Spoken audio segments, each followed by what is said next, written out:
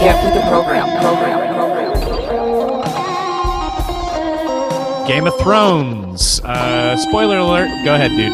All right. So here's my theory on why she did what she did. All right. Why is Daenerys not evil all of a sudden? Because the simple fact is every other person or every other group of people she freed or she broke the chains of or this, that, the other. Those people, when given the opportunity, turned around and fought for their freedom, right? They turned around and fought their oppressors. They turned around and given that one little inkling of oh, well, this person's got our back. Win or lose, at least we get to fight. You know what I mean? But Cersei and all the people of King's Landing, they let her and everyone in the north and wildlings and everyone else face the Night King by themselves. So if you look at it in a geopolitical, the rich versus the poor kind of a way, it's a good adage that the simple fact is she couldn't allow that idea of what she had built and what King's Landing had represented, because those people at any time could have turned on Cersei.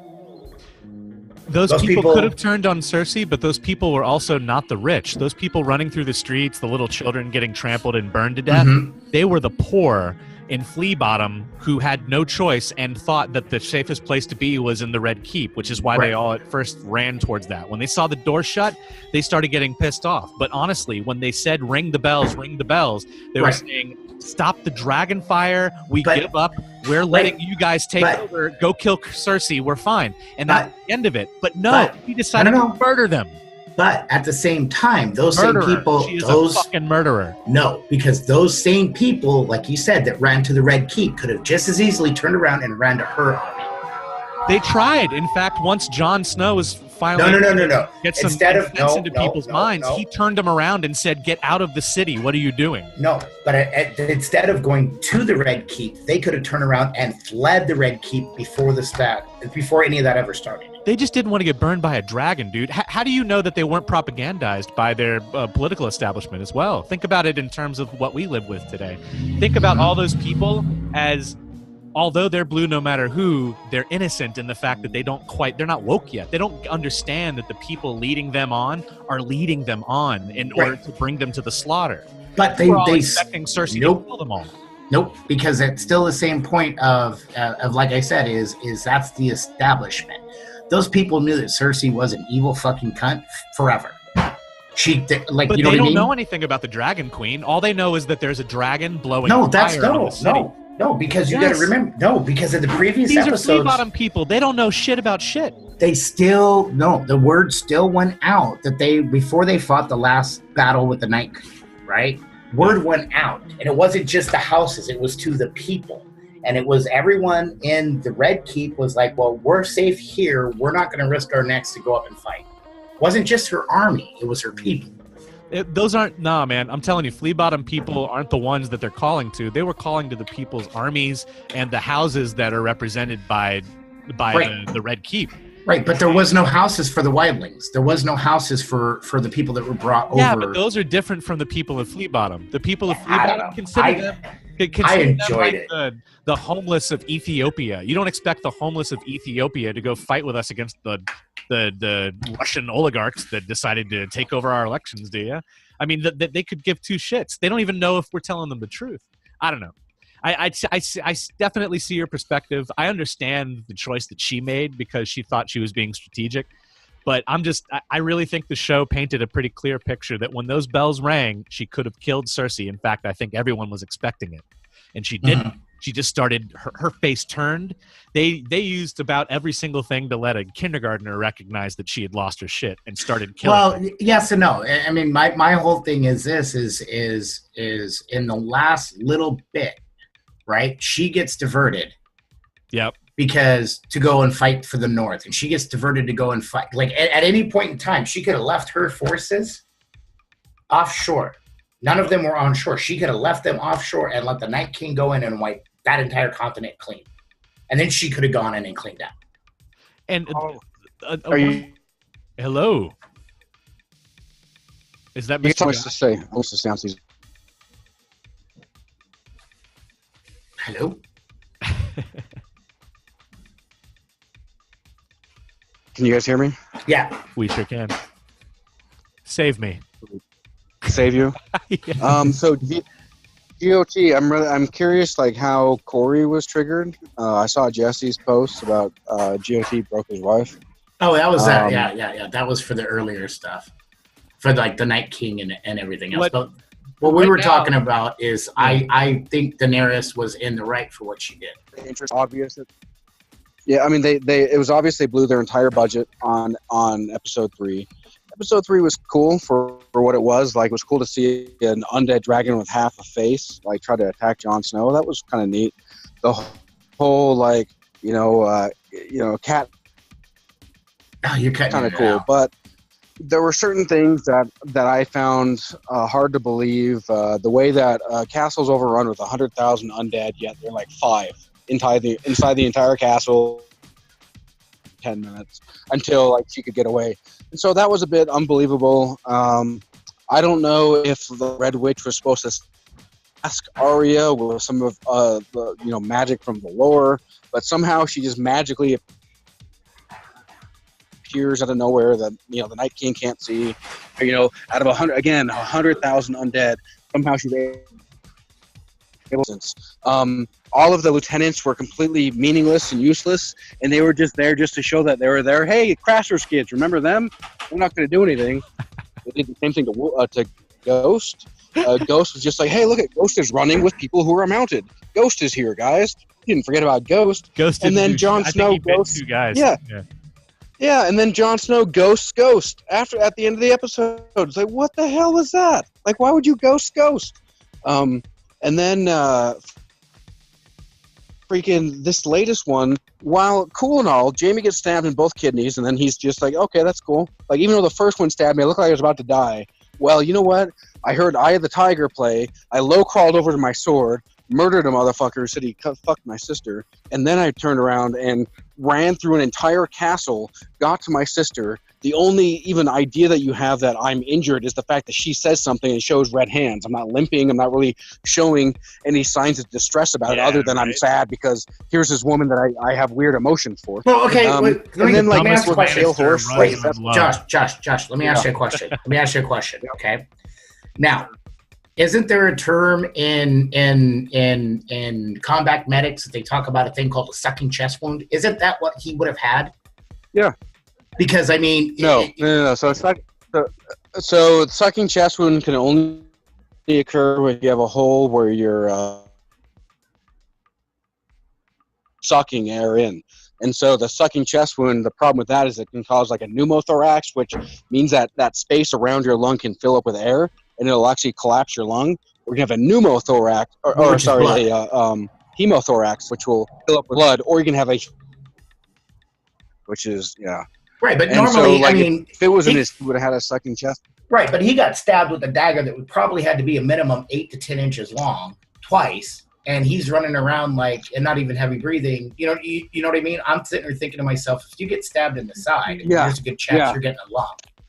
Well, guys, they couldn't let Euron Greyjoy be the one that took out the King Killer, right?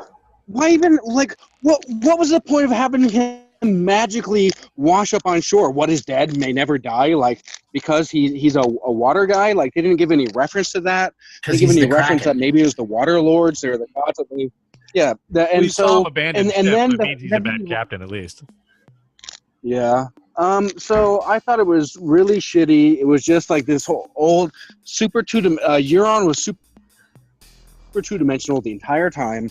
Everything about him was just like an afterthought, even with Yara, his sister, she was an afterthought as well. Like, oh, by the way, this is a way to close a loose end, Theon, so I'm going to the Iron Islands as you go and, sacrifice yourself for the greater good. We didn't follow her. There was no point in it. And so the writing is just turned to garbage. It's pretty obvious.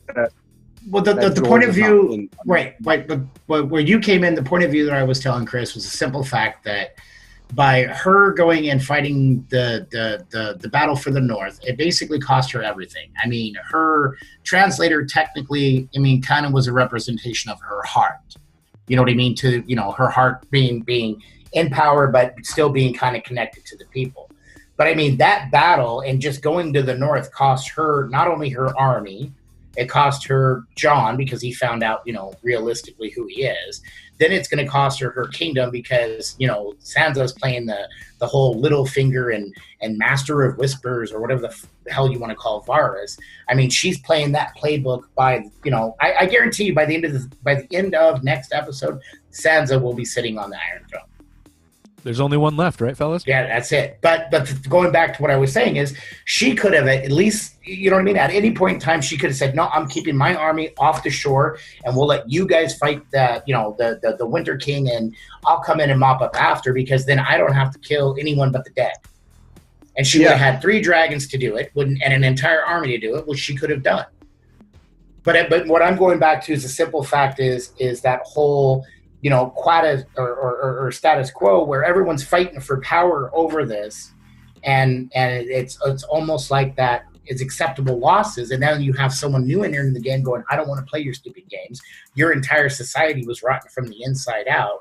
Well, you know, it is what it is. You got to break eggs to make an omelet. You know what I mean? That's how I view what she did to King's Landing, because now, I mean, realistically, if the story would go like it should go, she's the conqueror now. You know what I mean? And realistically, she could pull the same cards out everyone else has been pulling out this entire series and just have John execute. Exactly. No, she could have. That's not how it's going to go at all. John, but that's could point it out and kill that bitch. I think it's either going to be. I think John's going to kill her, or Arya's going to kill her, and then John's going to fall on his own sword, and that leaves she is pregnant, and everybody seems to give a complete fuck about the unborn babies in this. And just to segue a little bit, something horrible happened in Georgia. And just before we talk about that, let me say hello, everybody, and welcome to episode 32. Yeah, we've 32. Done quite a few of these. It's been a bit. I've been MIA, just new job and crappy hours. Nice, Mr. Jesse. Yeah, well, Jesse does have most of the excuses. I have also been swamped with lots of things, but he has been eating a whole lot of shit, and Mr. Josh is in the studio with us as well. What's up, man? How's it going? My my internet's being a little wonky today, so hopefully I can keep up. But I do have some things to say about your Georgia lead-in, but probably not where you'd think. Well, actually, let's since Mr. Cheney is from Georgia, maybe he can set it up for us, and then Josh can definitely dive in for it. It's basically what it is they've passed they're calling it the heartbeat law, which basically it's not in effect yet. And I mean, I don't expect this law to ever take effect because it's going to be challenged all the way up to the Supreme Court. But basically what they're stating is that if a pregnant woman has a detectable heartbeat from a fetus, which apparently happens after 6 weeks, then abortion is now off the table regardless. I think Georgia I haven't been able to find a lot of it because everything that I'm finding on it's reactionary one side or the other. I cannot find the actual layman's terms for how that bill is actually written out. A lot of people are saying, that they're going to charge women with murder if they do this. It's not necessarily aimed at the woman. It's more aimed at the doctor. But in and of itself, I mean, no doctor is going to do an abortion if they're going to get 99 years in prison for it after 6 weeks. At least the doctor's going to do one on the books. Exactly. Or inside of a facility that has the best possible equipment and sterilization. Yeah. But kind of like the good old Making America Great Again, one dead woman who had to get a back alley abortion. But here's where I'm seeing the problem lie is it's in the South, everyone talks about Sharia law this and we don't want that stuff here. Well, this is exactly the same thing. You're telling someone based off exactly. Right, based off of your religious beliefs, because that's what you're making this law based off is your moral compass, your moral beliefs, and it needs to affect everybody. And the problem that I have with that is the simple fact is not everyone ascribes to that. And I'm going to throw something that's going to be real unpopular, but it is in my mind, it's a great comparison, is 70 years ago, they used to pass laws in the South that negatively affected only one people or one portion of the population, and that was black people. You know what I mean? So today you couldn't get away with writing a racist Jim Crow law because everyone would be like, no, we don't do racism anymore.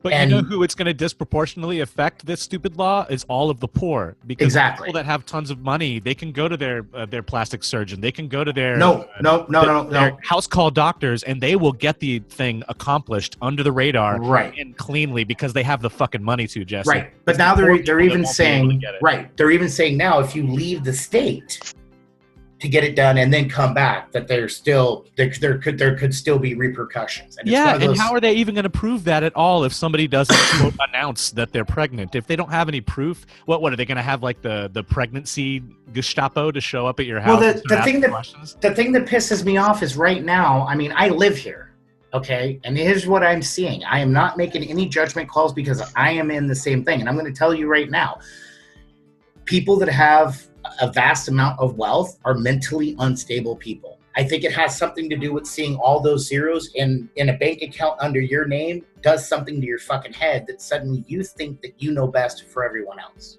Maybe it inflates the ego so much that I'm literally all the rest of your organs. Right. I'm thinking that they need to do a study and say, okay, well, 4 zeros, you're okay. 5 zeros, you're getting kind of iffy. 6 zeros, and something clicks in your brain, and it's kind of like the whole cell thing, where he had schizophrenia kick up because he got, waterboarded as a child. I mean, baptized as a child. You know what I mean? Yeah. So that actually makes a lot of sense. And I think the reason why is the same way that a muscle is a brain. If you were to just lay in bed your entire life and never really get up or do anything, you're going to have these tiny little stick legs and you're really going to have no muscle definition whatsoever. If you don't really try to actively use your brain in a certain way, whether it be through compassion or empathy, you're just not going to have it. Right. And you're going to be raised in a society where there are evil people who stole money and exploited the working class in order to get that money. But then they can't accept that they did that. So they try to think that they're good people. And it's basic psychology. It's alienation. And so what you do is you alienate that or rejection projection. You alienate that which you can't identify with it because you alienate it. You see in everyone else, and that's why people project all the time. Others just assume that you're saying what you're saying. Well, what your point is. One thing I wanted to mention real quick about Georgia's laws. What I have heard is that you can get up to 30 years in jail. Like the woman can get up to 30 years. They may also be going after the doctor, but apparently the 130 years. If she goes across state lines and comes back, they can actually get her for 10 years. And that's what they're trying to pass. Well, I think, and that's where things are a little bit more barbaric. And in fact, yeah. Go ahead. Okay, well, that's what I mean. I couldn't find any. This is the fact of the bill in layman's term. I mean, realistically, the language of that bill is garbage. I mean, they specifically wrote it that way. You know what I mean? Because, God forbid the peasants figure out what they're going to do. But the thing that bothers me is this is part of that vicious cycle. Like I said, I live in Georgia, and I'm finding now, and all the states around me, these hardcore red states that are super religious. Like, I mean, you can't throw a stick in Georgia without hitting a church. It's almost like they have this mentality that, we can afford to pay everyone shit wages because they're pre-programmed from birth to go to church and be told, get treated like shit in this life all you want. Good Christians turn the other cheek and you'll get rewarded on the backside. Last time I heard someone talk like that, they had a vested ticked. That's not... You know what I mean? I mean, true. It's no different than telling someone, hey, if you walk in and blow yourself up, that's literally how they treat their congregation. Yeah, exactly. But now then you got that. But realistically, then all you're seeing is this cycle of poverty because, I mean, you can't go to a store here and not see a new mother that's not buying stuff with WIC or not buying, you know what I mean? And again, not a judgment. I mean, it's hard as hell when it's just me, the wife, and the kid's 14. Well, I couldn't imagine having an infant now. And then consider this. So consider all this heartthrob, you got a little kid. Or even like the statistics say that 1 in 4 women have an abortion. Of that, the overwhelming number already have a kid. So it's economic choice. He's already had a kid, not in a position to have another one. But then also Ben Shapiro was being interviewed by a conservative BBC. Yeah, I can't remember the guy's name, but he's basically a guy who thinks that, toner is the bee's knees. Well, with this, he's talking to Ben Shapiro, and he's asking pretty direct questions, taking the kind of a contrarian point of, you and your party seem to support ideas that might bring us back to the dark ages, like with the Georgia heartbeat bill. What do you say about that? And instead of answering, he completely deflected, talked about how the guy's such a liberal and needs to admit that he's a liberal. And like the guy looking at his papers without like even looking up to address him because it was so asinine, literally said that is such a ridiculous comment, and if you even knew what you were saying, you wouldn't have said it. Like if you even knew what that meant. Yeah. And like didn't even look up. So TYT broke it down, and that's when they broke it down like this guy's record. He voted for the Iraq War. He thinks that Tony Blair is an outstanding guy. He's part of the Tory party, very pro-establishment, pro-business guy. Like as right as you can get. But that's the last vestige of the anti-intellectual pseudo-intellectuals, because if they literally have nothing and you call them on their shit, what do they got? They just get mad. Yeah. And in American media, so this is more of a statement on our media, because in American media they're like, oh, did we hurt your feelings? Oh, I'm sorry, we're just bombing people in a bunch of countries, but I hurt your feelings. Oh, I better not talk about that anymore. We'll just move on. Whereas in on BBC, they just kind of laughed like, okay, dude, like that was dumb. And then he just kept asking him questions. It was really interesting. Yeah, I saw that whole interview. It was really good. And Ben Shapiro later tweeted, oh, well, he got me in this interview and I broke my golden rule. I wasn't prepared as well as I should have been. And it's like, no, you're just getting dumber because there's more zeros going in your bank account now. When he first came out and he first was, getting his following and everything. Well, he's associated with Dave Rubin, man. I know. I mean, he don't get me wrong. I don't agree with what he says. I mean, but he had intelligent discourse and intelligent argument. And now he's turned into, oh, you're a libtard, or you're this, or you're that. You know what kind of thing I see going on there? And it seems to be the same way with pop music, with rock and roll, with a lot of different things, even artists and authors. R.R. Martin, for example, with this TV show, the progression of Game of Thrones was even this way. It's at first, it's very artistic. It captures the audience. It says what it's supposed to say. It does for the most part, the right thing. And obviously, Shapiro's always been on a side that I don't agree with. But at the very least, he wasn't a sociopath at the start of this all, right? And as he grew in popularity, as he gained more money, people told him, you want to keep making more money, you got to start moving in these directions. And his moral, whatever fiber he had that said, I won't go beyond this level, pushed him beyond that level. And I'm not saying he's not to blame. He's still a piece of shit. Oh, no, I blame in every single aspect of our existence. Right. But I blame Knucklehead getting thrown off the air for Shapiro because he's becoming the conservatives' new mouthpiece because they don't have Alex Jones anymore. Yeah, there you go. So right? It's the behind-the-scenes motherfuckers pushing him around, right? Well, exactly. I mean, don't get me wrong. I mean, that's interesting. He's a complete idiot, but... It's still coming out of him, and he is still a dirtbag, but he's also a puppet. This is when the you next get that much money, you're a puppet. Right. But now this is the next point that I wanted to bring up, and this actually works perfect because of who we're talking about. I mean, I've listened to quite a few interviews with Shapiro, like on Rogan or this, that, the other. But the thing that bothers me the most is we wouldn't, as a people, as the American people, normally we would not stand up and let people be overtly racist or and write super racist laws and all this other stuff. But now it's like they're doing it, but they're hiding behind the shield of religion like their forefathers did about racism back in the 20s, 30s, and 40s. Yeah, that's why we're not allowing people to be able to vote while they're in prison. Right, exactly. It was yeah, absolutely. The 13th Amendment is completely designed to allow that to occur, and they're doing the same thing with these fucking abortion laws. Right, but now the thing is a lot of people don't understand is they're going for the big smash and grab first. They've always done it. The thing that bothers me is people need to start telling and realistically they need to start enforcing the standard of separation of church and state. Right? Because when you get called for jury duty, they ask you, are you a white supremacist? Well, no. Are you a racist? Well, no, but I am a little on the bigoted side. And they ask you flat out, do you think that you can make a decision in this case based off these facts with this person and not have a bias because of religion, race, or creed? And if you say no, then they go on to the next person. They need to start doing that with politicians. And I know they do it with money. I know it comes from dark money and everything else. But we need to start inflicting some kind of if they can start hitting literally half the population for doing something that is a biological function of the human body, and then outlawing and criminalizing it. Don't get me wrong. I could see stricter abortion laws if, they had, the mobile, oopsie van pull up where the guy pops out and he looks like Doc from Back to the Future with bloody gloves and rusty tools. Yes, Ooh. We need some kind of regulation on that. I just want to know what kind of a bigot would check the box. Well, yeah, I'm a bigot. Well, no, but that's what I'm saying. I mean, that's how people get out of jury duty. You want to serve on the jury? Oh, well, really? No, I don't like black people. Well, the defendant in this case is black. Oh, I'm racist. Okay, well, you can leave.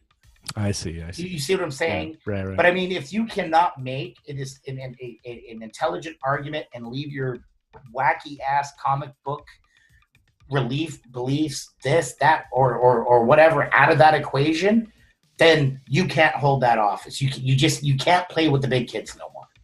I mean, don't get me wrong. I'm saying if you don't want this, then that's your moral code. But these are the same people that are sitting here saying, women can't have an abortion. Well, then maybe they need to get enough women, especially in the Georgia legislation, to put in the anti-Viagra law that says, well, you're going from the religious aspect that abortion is a morally wrong thing. Well, maybe God wants you to have a limp dick, Grandpa. Yeah. Good point. And Alyssa Milano's out there trying to get everybody to quit having sex in the world until this law is overturned. And obviously we know that has never worked in the past. What I'd like to see, and what I tweeted out to her, was why don't you get your happy ass down to Georgia and start a movement and get people in the streets and have this thing changed? But the thing is, why isn't she petitioning anything? No, exactly. She's out there saying, stop fucking your husbands and this will change. No, it won't. She does have a point, but it's not a valid argument in this day and age for this stupid attempt. That's nobody's it's going to do it. Exactly. Well, not only that, it's that 1950s, married thing. Exactly. Where, the wife's mad at me. I guess I have to sleep on the couch. Yeah. The last time, what? Shit. In this day and age, Yeah. If this day and age the wife pulls sex off the table as a punishment, you know what? I really don't care. The couch is nice and comfortable. I've got a credit card. I can open a pocket pussy account, and I've got Pornhub. Ooh. You know what else that says is that all that she has to offer is sex, and that's exactly, and it's more than that. The man's going to go and make the changes for her because she's told him, "Well, you better go change it, Bill, or else I'm not going to let you back in here or hit you in the head with a spoon." Like, no, but what we should have is there should still be, like, for me, I look at it this way. I don't have the gear. I really don't think I should be in a position to tell women what they can and cannot do with their bodies. I really don't. I mean, I'm not religious. I'm atheist. I'm whatever you want to call me, heathen, devil worshiper, hell, Satan. I really don't care. My opinion is maybe I'm not the one to write the laws that are going to affect exactly half the half the species. No one should. And you know what else is, if it had been a woman who was supposedly translating the word of God into a big book that tells us all what to do from the creator, then I'm pretty sure she would have skipped over the part where she doesn't have full control over what happens about the things dropping out. But you've got the joke legislation going on in Texas about the anti-masturbation law, where if that goes through, then men can get fined for masturbating, and they have to get a rectal exam before they get Viagra, and all the shit that a woman has to go through in Texas. There's a couple of science tips that I caught on Joe Rogan's podcast, Graham Elwood and Randall Carlson. And so they go around the country and they point out science of impact of a multi-fragmented, very large meteor, something on the scale of like 30 kilometers. And to put that into perspective, the meteor that wiped out the dinosaurs was about 3 kilometers. Now, granted, there was a lot of magma flow because of the volcanoes, being ready to erupt, and then the lava as they're erupting. But basically, so like this 30-kilometer fragment shatters, breaks up into several pieces. I think one hits Australia. Australia, all the megafauna. If you dig below conventional wisdom, you actually find like this Oreo cookie crust. It's just like black. What it is it's actually carbon. It's just carbon imprinted about when Earth for about 1,000 years was a hellscape. Mm-hmm. It was basically Venus. So you've got constant lightning strikes pretty much on every square of Earth is getting hit with lightning once or twice every few seconds. It's so massively irradiated that if you don't live in a cave, you're probably going to die. Maybe talk about like the cavemen. So you're going to die. You're not going to have a very good life. It actually shows signs of advanced civilizations, not quite to like our technology, but advanced civilizations. The Sphinx itself, like I think archaeologists like to put it at something like 7,000 or 8,000 years old, has signs of water erosion. And so there's a really interesting thing that another gentleman that they point to by the name of Robert Schock points out that he can recreate in a lab. So he's convinced that there was a solar flare. Start that one again, Josh. Solar flare. This image with like a circle. So think like a head, like you're drawing a stick man, just a circle, a line going down like the body. And then you have write a C and then turn it on its back. So it's now a concave.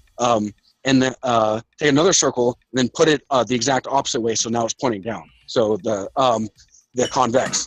And so now this looks like a relative shoot that like to anthropomorphize, likely our ancestors anthropomorphized the same way that we did. And now you have this angry stick figure-like thing in the sky for however long, hundreds of years maybe. And so these stories that are passed down of like Noah's Ark, likely what happened there, because of all that lightning, because of all the heat, it actually had a massive evaporation event too, that basically just wiped out the fresh water, sent it up into the atmosphere. What goes up must come down, thank you, Newton, and then it just massively rains. And so you're getting the flood, a decade's worth of rainfall in a couple of days. Yeah. Right, the flood. And so the only way that they can think in their primitive minds, well, how did everything not die? Well, it must have been a boat. That's the only thing I can think of that floats. They got in a boat. And so they start trying to explain the stories that have been told down to them, that they may not have been able to pass along written information in a hellscape, but they could pass along stories from family to family. As long as people could retain the story, they basically retain the essence and the idea. But if that happened, say 11,700, 11,300 years ago, imagine waiting until just 2,000 years ago. So now you've been waiting 9,300 years for this to happen again.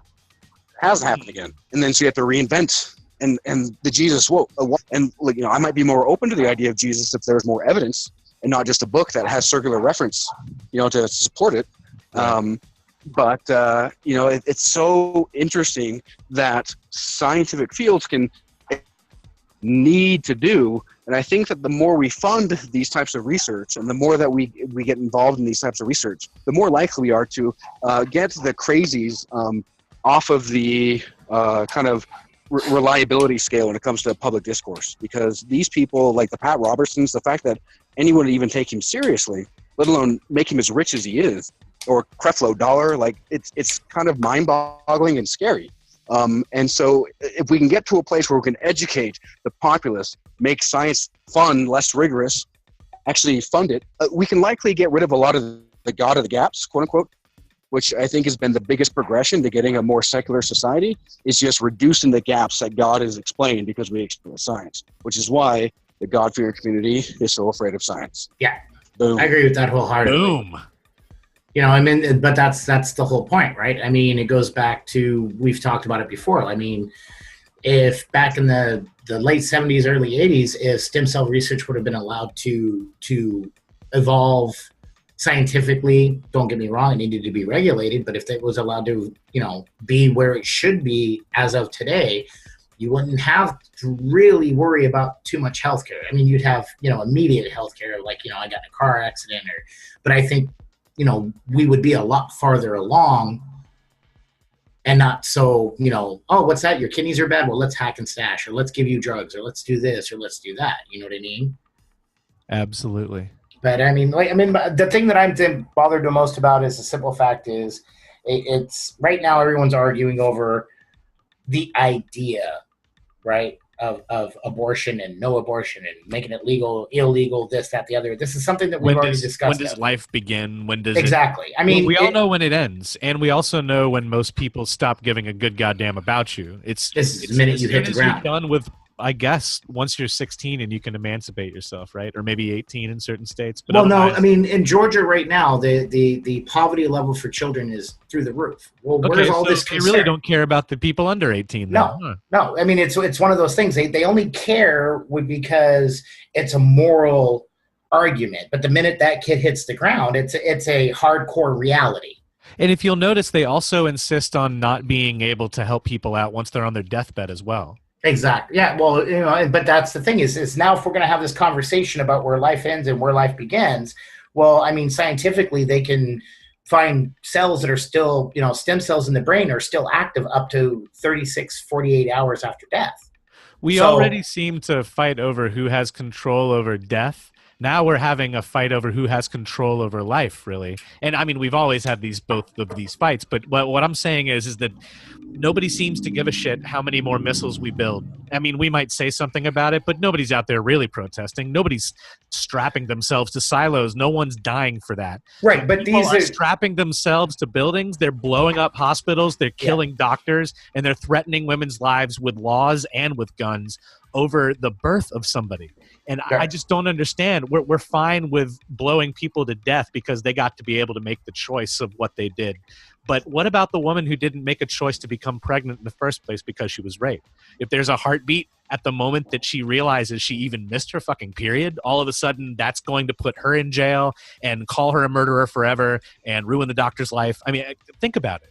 Well, like I said, is I couldn't find a direct layman's term for the law. Some sites I saw, they were saying, oh, the woman will go to jail. Other sites I saw said, no. It's not punitive towards the woman. It's more punitive towards the doctor. But it's still the same effect. Also kind of sexist if you think about it, right? Exactly. So let me posit something. So we already know that as Chris had mentioned that this law and laws like this they hurt the poor and impoverished far more than they hurt affluent families. And of those impoverished, if they're impoverished because of things like bank redlining, because they happen to be of color, and they can't build wealth the same way that a typical class person could build wealth, as far as buying real estate, selling real estate, getting whatever it is on top of that, the equity that they built, and then buy new investments and buy rental properties and build wealth that way. If you've been actually sucked dry to have an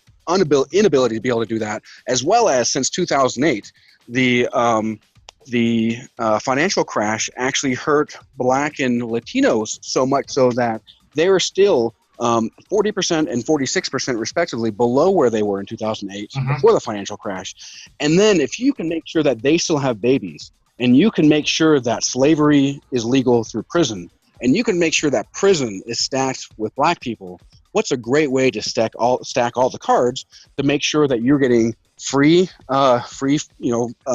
payment. You're making sure that you're keeping them stocked, because we know if prisoners aren't in every bed, then prisons complain because they're losing money. We know that 1 year in a federal penitentiary costs more than a single year in Harvard. And so we understand that we can actually use funds, right? These people understand that they can actually use funds to help the working class. However, that doesn't help their gravy train, because the point isn't just money. The point is power first, and then the money comes. Right. Because if you deck, you've used your power to then get money, which you can then use to increase your power through monopolizing, by watering down any sort of execution and holding up of the Sherman Antitrust Act. Actors, Ronald Reagan, who a lot of people really liked, they thought he was a great actor, sell you as acting that we need to give rich people a tax cut, and then you're going to pay for it on money you've already been taxed on. So we talk about taxing. We talk about taxes are so high. You pay taxes on Social Security, and then you pay taxes as you pull it. What? And so there's some grossness that's going on, and that was to justify, I believe, somewhere in the neighborhood of 60-ish% down to like 35. Does that sound right? And then I know he tried to raise it again. Yeah. But it's quite incredible. If you look at the graph of when the Reagan just stagnated to the point where our wages are effectively the same as they were 40 years ago, but there's less buying power, so you actually have less money. That's the true. And so if you can dumb down the population, I mean, it's a global conspiracy. It's crazy. The freaking Panama Papers show that this, like, people talk about, you're conspiracy theorists. It sounds like a global conspiracy. Well, you know what? The Panama Papers showed that there actually is a global conspiracy of billionaires, which is why they need people like Joe Biden to be like, billionaires aren't the problem. Follow the money, ladies and gentlemen. Yeah. Well, and the other thing that I've noticed too, and I don't know if you guys have been paying attention, but I'm getting a really sneaky suspicion that a certain person who requires 3 separate entities of little orange people to come together to form one larger orange person, the Oompa Loompa Voltron of politics. And by the way, he's fat because that's the second Oompa's butt while he's blowing the third one. That's why the third one doesn't smile. That could be it. Just a tip. Yeah. But I mean, you look at, we talked about Alabama, Georgia, all these red states. You look at the beginning of the year, perfect example. Alabama at the beginning of the year was facing federal issues because they decided that they were going to reinterpret CBD laws in Alabama, even though they had issued license and people were selling it. Then they turned around and let their narco fucking squads decide that they're going to let them interpret the law. And if the federal government said that CBD would, 0.03% THC is not a scheduled substance, but they decided to interpret the law to state that, well, you can't have CBD unless you make it from marijuana, therefore it's illegal. And they were going through and kicking down doors, throwing people in jail for a perfectly legal substance. Now all of a sudden they're changing their minds. Now all of a sudden they want the hemp. Now all of a sudden they're talking about decriminalizing X amount. And now you're seeing... Anybody want to know why they went through the first process before they jumped into the second one? Money. Well, you know why, don't you, Cheney? Money. Money, baby. Money. Because now all these big companies can come and swoop in and say, well, we're going to do it the right way. And we have all of the money to back up our laboratories to make sure we test it and make sure it's government approved and quality assurance and guaranteed, right? Yeah, but they can't even... But they can't even quality assure that the stuff that you're getting now. I mean, they just had a huge recall on heart medication for heart patients because the medication was contaminated. Right, because they're building shit in factories instead of doing small amounts in small batches. Exactly. That's actually why a lot of places that have decriminalized and legalized recreational use of marijuana have maintained that when you go into the dispensary, you're still taken in kind of like you're on tour if you had a medical card. And the reason for that is because you cannot staff a company large enough to turn a major corporation style profit unless you built hundreds and hundreds of these tiny places, but still you're not able to pay the people properly. And so these folks are actually cutting into their own profits in order to be able to supply, living wage jobs to people to run these dispensaries. And I think people should support that and not let it get any bigger.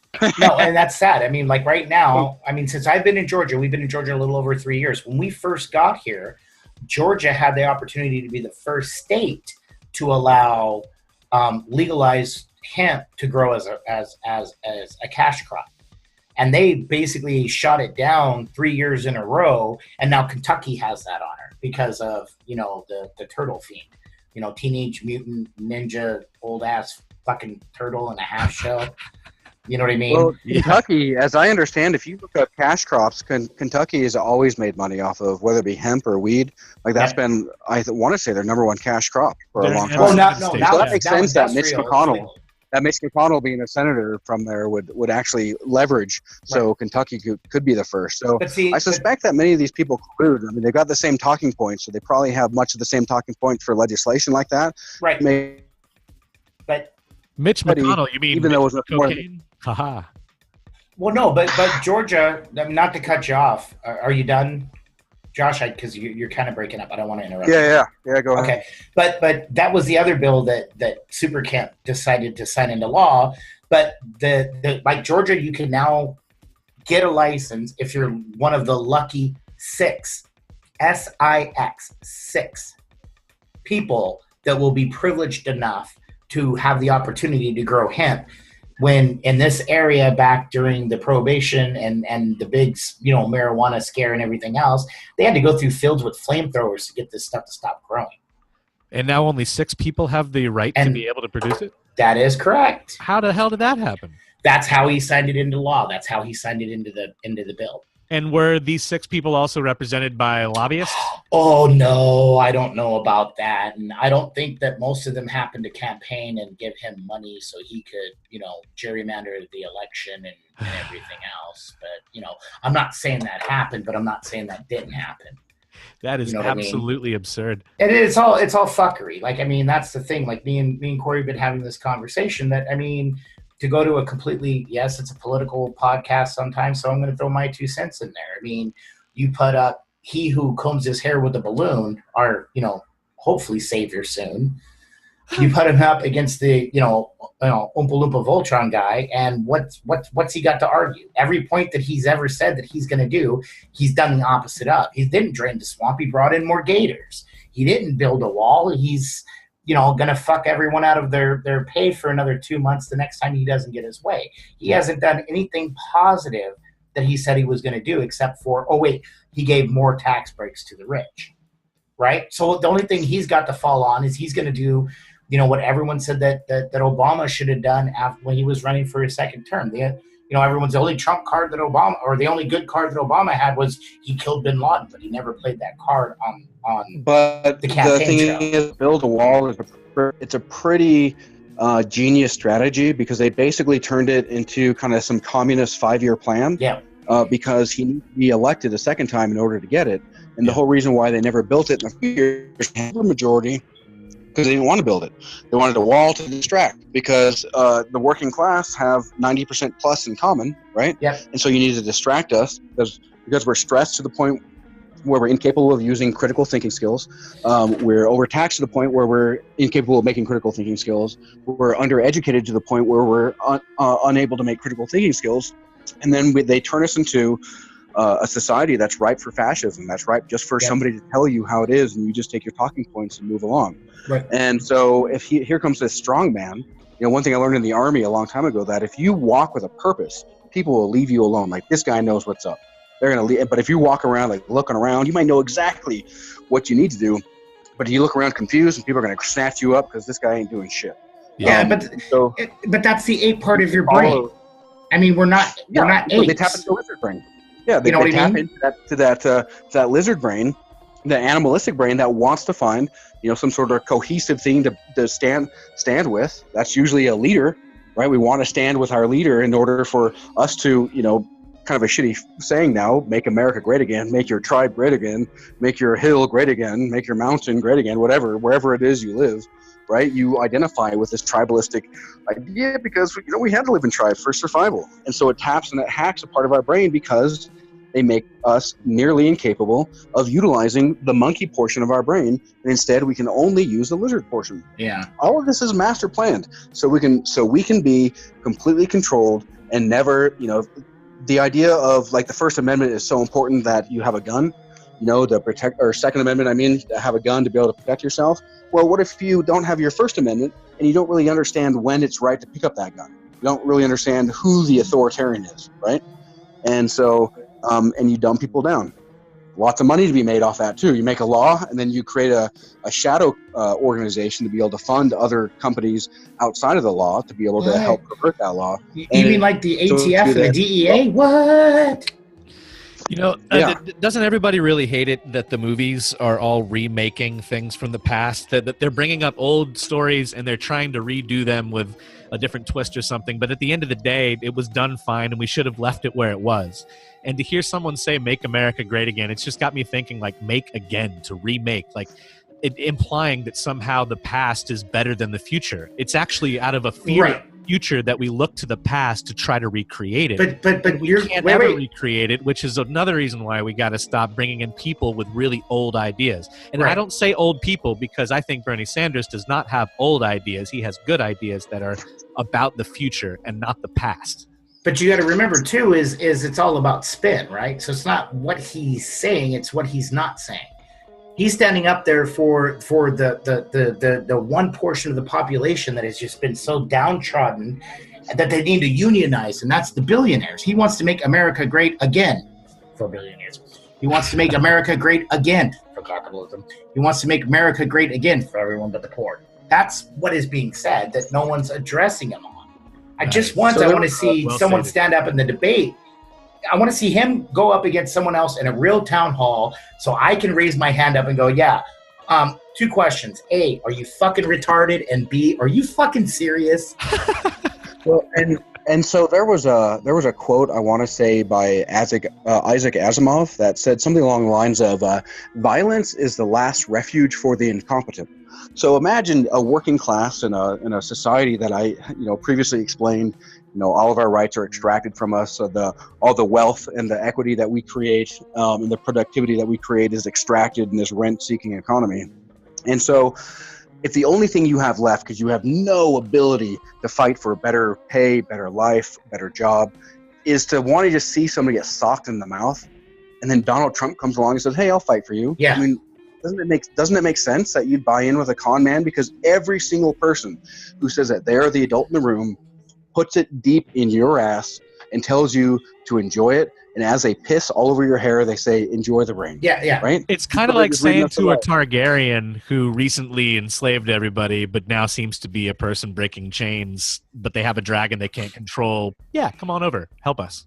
Yeah, exactly. I mean, the other thing is I want people to understand is I'm really scared that, and this is me being honest, I'm not being funny or anything, is I'm really scared that people aren't going to realize that we're talking about new ideas and we're talking about not doing stuff the old way. My biggest thing is right now is you've got so many douchebag groups right now, whether it's Patriot Prayer, the Proud Boys, whoever, that all they want to do is start that next big fight and next big protest. And a lot of people need to understand is if you gather in a large enough group and the government suddenly feels that they can no longer control that group, they will have no problem slapping martial law on your ass and bringing it in the military. If the police are overwhelmed, that's the only thing that they have left. So my advice to a lot of people, I'm not saying don't protest. I'm not saying that. And that is your God-given right as an American. But maybe we need to start looking about who's putting money where and use your tax, or not your tax dollar, but your consumer dollar to help along with that protesting thing and be like, well, billionaires are fucking our country up. Yes, stop buying shit off of Amazon. That is a hard one to push. I know it is. I know it is. But I'm also going to throw this one out there, and this one's going to be really unpopular. You're tired of all these lobbyists being able to come in and fuck with your internet and fuck with your services and fuck with you and the technological set. Stop fucking getting Netflix. You know what I mean? Start looking where this money is coming from, because your dollar as a consumer is going to be worth a hell of a lot more than you getting your ass kicked at a fucking protest because it's 30,000 strong on the steps of Washington, D.C. and fucking Oompa Loompa Voltron decides, oh, the police can't handle this squad. Bring in the fucking headbreakers. Bring in whatever group. And we all know this, and everyone needs to kind of remember that, is there are people that are more than willing right now, whether it's senators who have talked openly about, well, on the next big protest in, Oregon, how do we get the protesters to turn violent? Oh, that's okay. I know a couple of guys from the Proud Boys would be willing to go in and crack someone in the head with a lock on a chain. You know what I mean? That's all I'm saying is just watch your ass if you want to protest, and be aware that there are people that are actively out there and actively willing to throw that first punch or make that first shot or and start even though that first riot. That they're being influenced by the people you're protesting against, most likely, but they can't be linked back, which is why they're part of these other groups. I think that's exactly. And all of these groups are just fighting under the same stupid banner as they're it's because anyone can infiltrate Antifa, a black mask, and say, hey, I'm... And then Antifa has been linked to shitty things. So it's I have mixed feelings on Antifa. I want to naturally stand with anti-fascists, especially ones that Cornel West says saved his life. But there's definitely things that I can't condone. But I also have no way to tease out, was it actually Antifa, or was it some fucking Proud Boy who put on a mask and said, "Yo, I'm Antifa"? Well, how do we know? Exactly. Even Occupy Wall Street had infiltrators who were doing all of the bad things that then the news turned around and reported as occupiers doing it. Exactly, and that's my point. But if you truly have that protester spirit, throw a couple of bucks into a grassroots program. Stop. But that money you're giving Netflix next month, instead of giving Netflix next month, give Netflix the big finger, tell them to pay their goddamn taxes, and give that money to a local or Bernie or someone that is out there actively trying through whatever means other than violent means, because we're not at that point quite yet. Throw money in there, so you can throw money into a grassroots organization that wants to reach out and include everyone from the rural communities back into city life and get everyone talking again, because it's the division that's going to kill us. Or better yet, even, if you have the ability to go to a grocery store and actually buy groceries and not actually eat out if you go to work, right? And you have the ability to actually bring a boxed lunch. I mean, people need this and actually pack every single time that you have lunch. Healthier, because no matter what garbage you make yourself, any corporation making food is most likely going to be grosser than the food that you make yourself, no matter how much butter and shit you put in there, unless you're eating like an entire tub of butter, literally, right? Yeah. But you can actually make yourself healthier, and then you can actually have extra funds. Because I definitely, while I will advocate for the reversing many of the things that dumb us down, we really do need an escape, which is why I'm pretty live and let live and very libertarian when it comes to drugs, because I think people need an escape. And I think that if somebody decides that they want to do crack, well, you know what? I'm not going to condone it. I'm not going to do crack. But you know what? I don't want you to go have to deal with a fucking crackhead to get your crack. I don't want you to have to put yourself in harm's way in order to try something. If your kid decides that they want to make a bad decision, I don't want them to have to deal with a fucking crackhead if they want to get crack. I'd rather them be able to experiment, because they're going to experiment, because trying to be authoritarian on kids just doesn't work unless you are just going to enslave them. And so if they're going to make a decision to say, I'm going to try crack, I want them to be as safe as possible. Same thing with heroin. If somebody's addicted to heroin, I want them to have clean needles. And you might say, well, Josh, doesn't that seem pretty anti-moralistic or immoralistic? Well, no, because I actually prevent more hepatitis C and more AIDS by doing that. So there's actually a greater good. So looking at surface issues of, oh my gosh, look at the moral arguments. Come on, Dolores, we can't listen to this guy anymore. Get your purse, we're going. Yeah, right. But meanwhile, moralistically, you're going to go home and tie her up and make horseplay and all this other stuff while you hire an 8-year-old Vietnamese boy to film it all. Like, that's a problem that I have with morals. Or even bomb, or bomb, poor countries, or bomb fucking Flint, poor cities in the U.S. Yeah. Michael Moore showed that. And so I think the answer, Jesse, is that there really is no one complete, like, this is what you need to do. No, exactly. Fix it other than get involved. Get involved with whatever you can identify with. Get involved. Get excited, as excited about it as you can, and throw yourself into it if you have the ability. Do as much as you can in order to actually try to push the bar, and so that way you actually have the ability to change the system around you. And from somebody who I draw a lot of inspiration from, Henry Rollins, who says, look, if you look around at the world and see how fucked up the world is, you're not going to fix a goddamn thing, because you're going to be overwhelmed. So, but if you look at your front yard or your backyard and you see something wrong going on, you say, you know what, I can fix that right there. And you're fucking right, you can. And if you do that, you're going to make the world a better place, one piece at a time, which is literally the only way you can make the world a better place. Even people in office who write legislation literally make it one place better at a time. And we see that with, coming back to drugs, medical marijuana. Denver just legalized psilocybin, which never should have been. These are two substances that never should have been criminalized in the first place.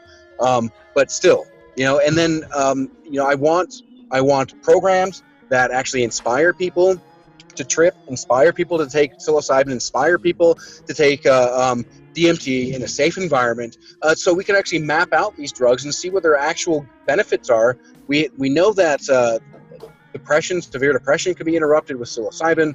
We know that DMT can have life-changing effects. We know that ketamine can have life-changing effects and help you reach the darkest places of your life, deal with the darkest shit in your life in an environment and where you actually feel safe to do so. Yeah. And so you actually heal that divide. And there's things that we pervert because we, coming back full circle to Jesse's point about religion, we use a very anachronistic way to define a current system.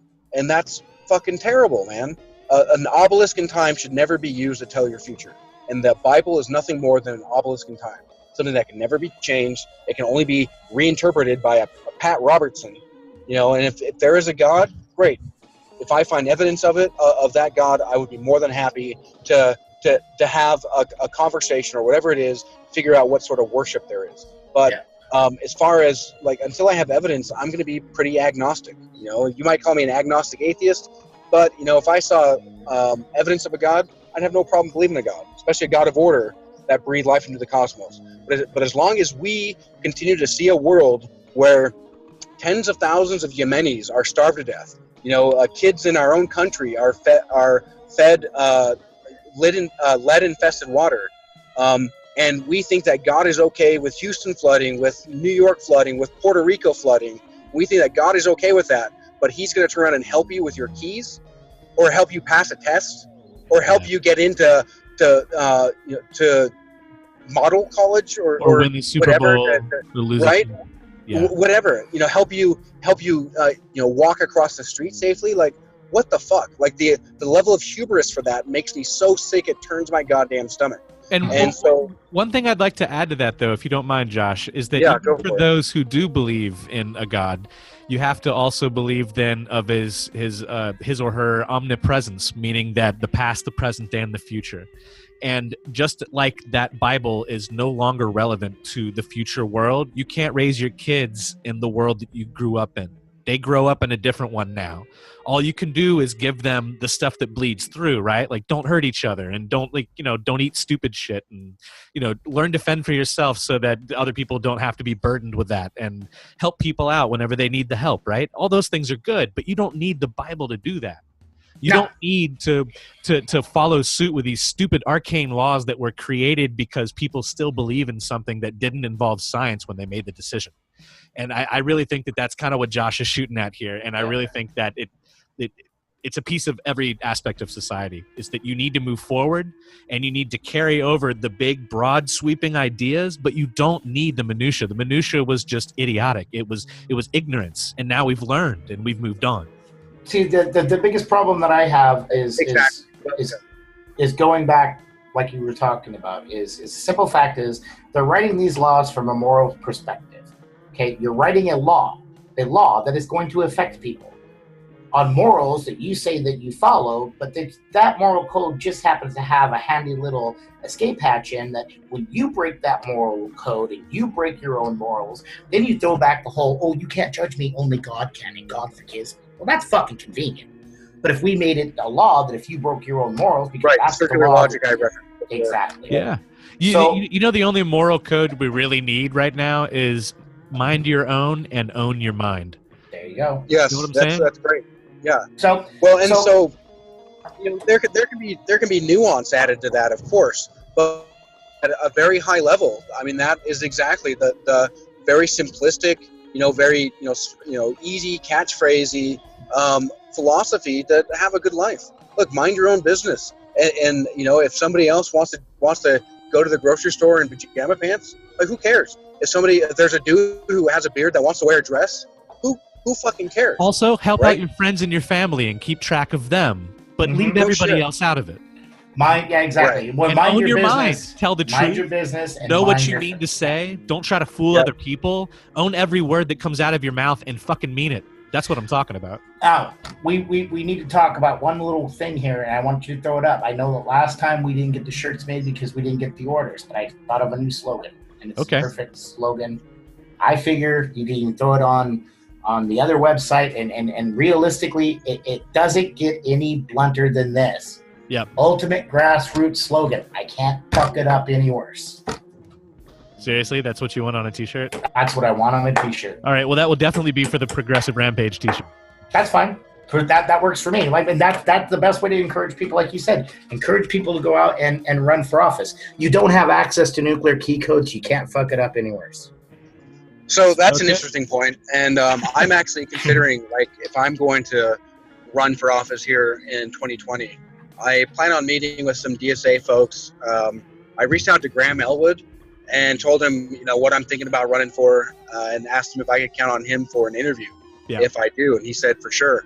I also told him that if I do run, and it is a realistic thing that I can do and it can get off the ground and can actually get support for, then, I told him that it would be not just appreciated, but imperative that I have the help of people, not just like him, but also like Jimmy Dore, Ron Placone, etc. And, he said, yeah, for sure. Right. And so hopefully that means that, if I am able to get something going, I'm hoping to kind of try and unite the real left, not the establishment Democratic, quasi pseudo left, but people like in the DSA, people who find themselves in, where the real moderate is, where 70% of the country is for Medicare for all. The people who are there, pro privatized healthcare, and then they call that a moderate position. Yeah. Woo, Joshy. So what I can do to see if I can unite the real left here. Yep. I cannot wait to grill you with my lightning round, sir, when I have you on as a politician. Nice. There we go. Yes, that'd be great. Yeah, we should do that. Yeah. Prepare. Yeah, for sure. Yeah. And as much as I can, I'd like to be able to do this. Maybe I can still do podcasts while I'm out doing some canvassing and stuff. Yeah, for sure. We'll have you on ultimately on the tour. We'll just record whatever you say, Yeah, that'd be great. And the thing is, the point is, I go to conventions. I've run for office before. I talk to people who run for office. I help people who run for office. And the point is that you need to educate yourself, because nobody's going to fucking try and do it for you. They want it to be mystifying. They want you to have no idea how to even get started. They want you to be priced out. So if you can find a way to get in, even if you can just shift the Overton window, you're doing a good. Though I do feel bad for you if you lose and the only thing you did is shift the Overton window, because obviously I want you to win. But there are real gains that you can get, even when you don't win. And so it's not an all for nothing. It's not an all for nothing thing. If you build political capital, you can use that political capital to run for another office. Like, that's perfectly reasonable. We have a lady here who ran against. Too. Yeah, exactly. We have a lady here who ran against Chris Stewart, who's over Congressional District 2, who's one of these people who are obstructionists about regime change, wars, and who's very pro-war and very much on Trump's pro-war side. She ran against him and lost. She ran for a special election for our county mayor and almost tied. Then she ran for county council and then she won. So she used that political capital to actually find a foothold somewhere. And the point is, water doesn't break a mountain because of its strength. Water breaks a mountain because of its persistence. And it's our persistence that is the only power that we have. Our persistence and our collective bargaining. And if we can use that persistence and that collective bargaining, we can fucking bring some goddamn change in this country. Mm-hmm. And with that, yes, I'd like to ask Mr. Cheney if there's anything you'd like to say before we have to sign off for the people. Just wake up. Wake up. Wake up. Wake up. Wake up. Wake up. It's not all bad. I mean, wake up. Yes, it sucks, but once you see the problem for what it truly is, the minute you get overwhelmed and the minute you think, oh shit, that's a big ugly monster, then you realize, okay, that's one big ugly monster, and maybe if I get 27 friends with sharp pokey things, we can defeat that monster. You know what I mean? Once you wake up, you see the problem, and you get that initial shock over, then your brain starts thinking solutions. One loud voice attracts two more. Three loud voices attracts even more. There you have it, folks. And buy my t-shirt. And buy his t-shirt. You know what? Everybody who gets a t-shirt, they can rest assured that money will be going first towards Josh Cameron getting a faster internet speed and a brand new microphone and headset. So we don't have to edit out all the empty space. We'll put it in there that every dollar that these t-shirts raise, well, we'll obviously have to cover the cost of the t-shirt, and then every dime after that goes to grassroots, and we'll put up a list of grassroots organizations that, you know what I mean, that you can pick specifically what your t-shirt money goes to. After I don't want to dime off. I want to hear Josh first, and then we'll do that for sure. Well, yeah, exactly. So, alrighty, boys. Bills, folks. Take care, everybody. Bye-bye. Bye. Hey, and stay tuned after the music. BillySlick has some shit to talk about Bill Clinton and his stupid little daughter. Ooh.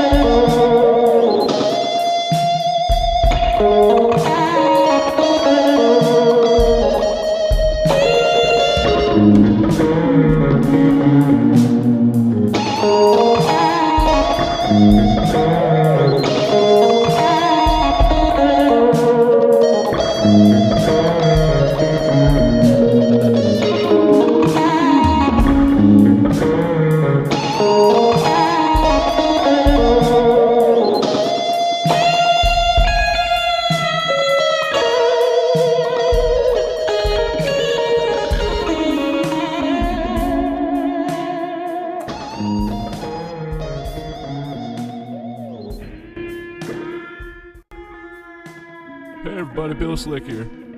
Why am I telling you this? Because there's a podcast called Why Am I Telling You This? That comes from the fraudulent Clinton Foundation, and it needs to be stopped. Everybody out there within earshot, if you know what's good for you, you're going to go on over there to iTunes and give them a 1-star rating. That's right, a 1-star rating. We're not competing with them. We're just trying to help you out. This is a public service announcement. Everything they say is crap. All the money they take in, they skim off the top. It is the most fraudulent family that's ever graced the presence of these United States in the modern 20th century and 21st century to come. Seriously, folks, I wouldn't lie to you. I'm the doppelganger to the man who does lie to you. I'm the good one. I've never been on Epstein's airplane. I ain't got nobody telling me that I'm a rapist. And, well, I don't have a shitty daughter who's ready to take over the legacy and possibly run for office herself, who recently said that marijuana causes car wrecks and makes people go crazy. So keep listening to the podcast, buddy. I'll be here to debunk it. Peace.